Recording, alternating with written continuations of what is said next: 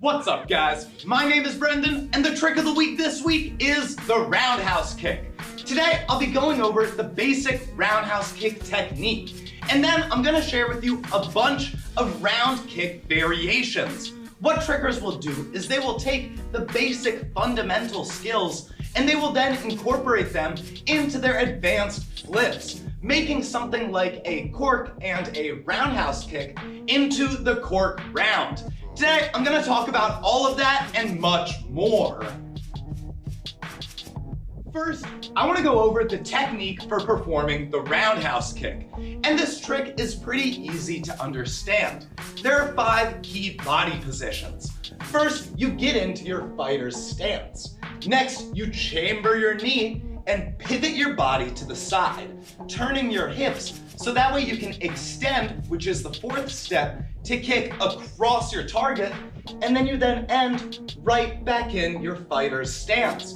Those are the 5 steps. You start in your fighter's stance, you chamber, you pivot, you extend, and then you return right back where you started. As we take a roundhouse kick and we scale up to higher level tricks, you should still see those key steps: the chamber, the pivot, and the extend. Because even though we're doing acrobatic skills with this martial arts trick, we still want to maintain our martial value and still look good. Still look like that kick could hit a target.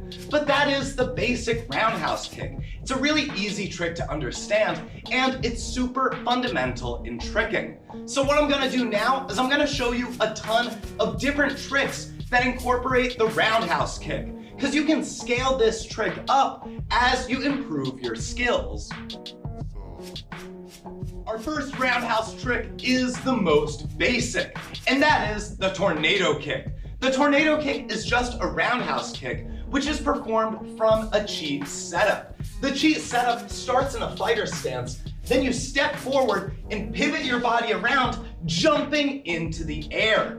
Once you jump into the air, you then execute the roundhouse kick just like you would on the ground. The tornado kick is a really important trick for teaching you that cheat setup, but it is also a devastating kick if you can incorporate a strong round. Our next trick is the pop tornado, or frontside 360 round. This trick is just like the tornado kick, but instead of doing a cheat setup, you just jump off of 2 feet from a frontside stance. You then rotate 360 degrees and execute a roundhouse kick. This trick is super fun and incredibly important if you want to understand vertical twisting to martial arts kicks. Our third round kick trick is the backside 900. The backside 900 does not rotate 900 degrees. That is the term in mainstream, backside 9. But in true kick terminology, this trick would be called a backside 540 round. Because you start in a backside stance, you jump up into the air, you rotate 540 degrees, and then you perform a roundhouse kick, striking through your target. When it comes to vert twisting kicks, make sure you're not looking at the ground. Make sure your head is up the entire time. If you start to drift down to spot your landing, you'll start to turn and you'll probably fall. That is a really important tip when it comes to vertical spinning kicks. Next, we have the Cheat 900. The Cheat 900 uses the same cheat setup that we did earlier with the tornado kick, but then we rotate in the air just like we did for the backside 900. The Cheat 9 and the backside 9 both have the same amount of in-air rotation, which is 540 degrees. The backside 9 just starts from that backside stance, and the Cheat 9 gives you that cheat setup to launch you into the air and twist you around before you perform the kick. Trick number 5 is the 540. And the 540 is just a tornado kick where you land on the kicking leg. When you land on the same leg you kicked with, while adding a little bit of extra rotation, it's called a hyper. So the 540 could also be called the hyper tornado kick. And the trick has almost the same technique.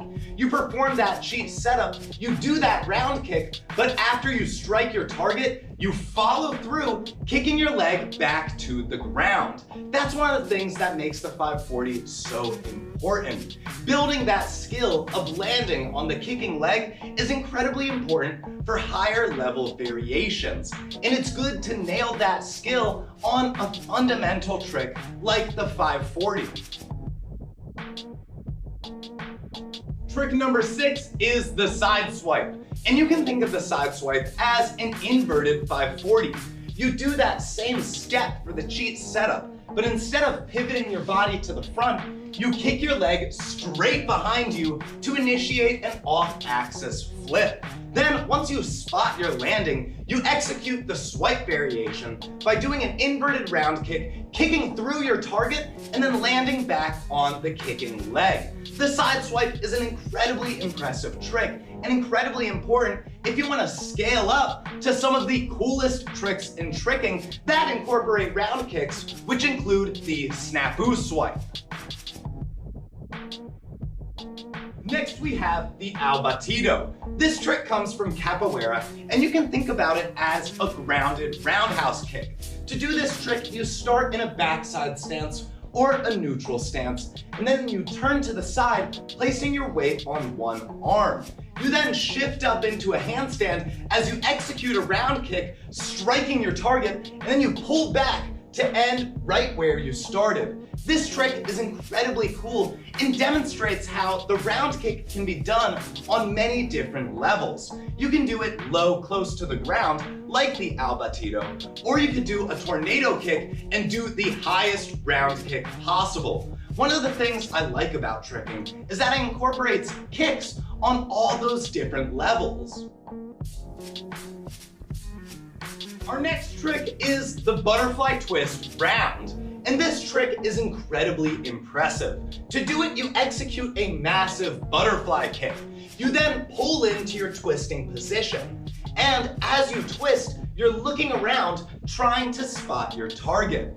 And once you see your target, you open up your body to slow your twist as you extend your leg to perform a massive round kick, chambering, pivoting, and then extending to destroy your target. The butterfly twist round is probably the first variation that I really kind of figured out. This trick is a good prerequisite for all of the other round kick variations, as it teaches you how to open up your body and land safely. So if you have a good butterfly twist and a good tornado kick, take some time to learn the B-twist round.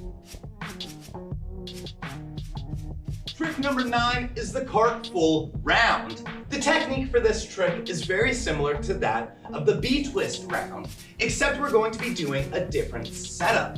For this, we're going to be doing a low and fast cartwheel into a high and floaty full, and when we're in that twisting position, we're going to be looking around trying to find our target. And once you spot your target, you open up to slow your twist, and then you perform a roundhouse kick just like all the other tricks. You chamber, pivot, and extend to sweep right through your target. If you can get good at the B-twist round, the Cartwheel round should come very easy, because it's that same technique of landing in the round kick coming out of a twist. And to do that, you have to open up your body and put the momentum into that kick so that way you can land safely. Trick number 10 and our final skill is the cork round. To do this trick, you do a normal cork, just like we did for the B-twist and the Cartwheel, and as you're twisting around, you're looking for your target. Once you spot it, you execute your kick and land nice and safe. The cork round is an incredibly cool trick, but often I see people execute the round kick too early. You want to make sure you complete your twist spot your target, and then execute the round kick. If you kick out early, it just won't look as good, and you won't be hitting the proper target. But that is 10 different tricks that all incorporate the round kick variation. You can take the basic level tricks and then incorporate them into your advanced skills to create completely different moves. Tricking is diverse, and if you can do one trick, chances are you can combine it with another. Thank you guys so much for watching. If you liked this video, of course, hit the like button. Subscribe if you want to see more. And if you want to support mastering tricking, there is a ton of stuff you could do. You could go to the Teespring store in the description down below and pick up some merch. A portion of every sale goes right back into me creating more educational tricking content. If you want to get linked to me directly and go deeper with mastering tricking, you could always become a patron. If you don't want to do either of those, you could always go to howtomastertricking.com, pick up a shirt, or even buy the Mastering Curriculum, an ebook that dictates my entire tricking philosophy. But guys, that's all I have for today. Thank you so much for watching, and please have a lovely day.